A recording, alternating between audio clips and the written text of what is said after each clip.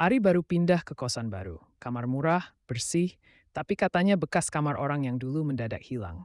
Malam pertama dia merasa ada yang aneh. Suara dari bawah kasur, Ari rebahan setelah capek pindahan. Lampu sudah dimatikan, tinggal suara jangkrik dan kipas angin tua yang berderit. Tiba-tiba, krik kruk, Ari langsung duduk. Suara itu dari bawah kasur. Detak jantung makin cepat. Dia nekat ngintip perlahan, gelap, tapi suara makin jelas. Shh, jangan ribut. Gua belum siap. Ari langsung lompat dari kasur, panik. Dia ambil senter, nyorot ke bawah. Ternyata ada cowok pakai makeup tebal, pegang tripod, lighting ring, dan naskah. Sorry bro, gue setan content creator, mau take POV hantu keluar dari bawah kasur. Mau collab?